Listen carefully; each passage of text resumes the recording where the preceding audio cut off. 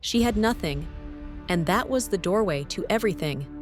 A widow, crushed by debt, staring at the threat of losing her children, and yet that emptiness became the place where God poured out a miracle.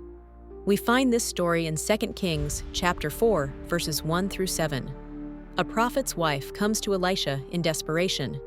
Her husband has died, and the creditor is coming to take her 2 sons as slaves to pay the debt. She has no savings, no security, and no hope.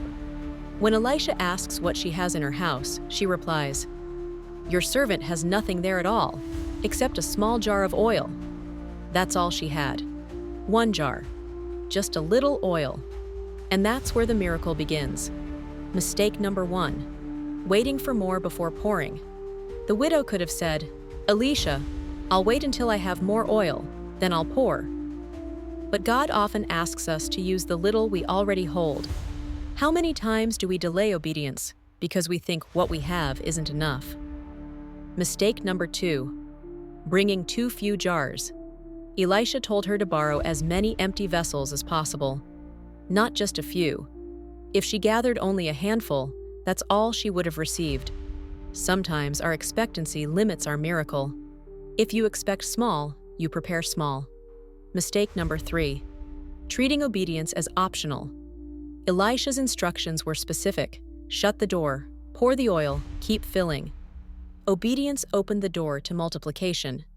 Too often we hear God's word but hesitate. We half-obey. We try to add our own twist. But this story shows that obedience is the pathway to provision. Here's the heart of this miracle.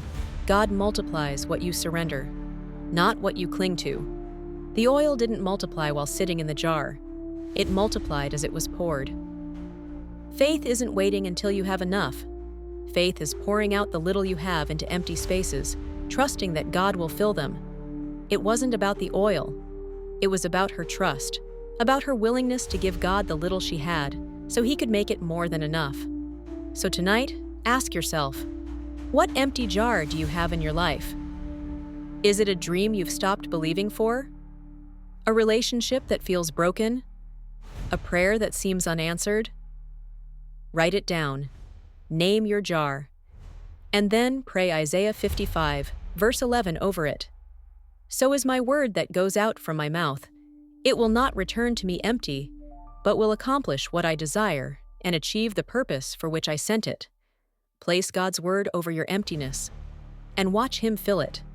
The widow walked out of that room debt-free, her sons redeemed, and jars filled with oil, all because she trusted God with her nothing. And the same God who multiplied her jar can multiply yours. Don't underestimate what He can do with your surrender. Want help preparing your heart each week for moments like this? Sign up at dailybreadandbutter.com.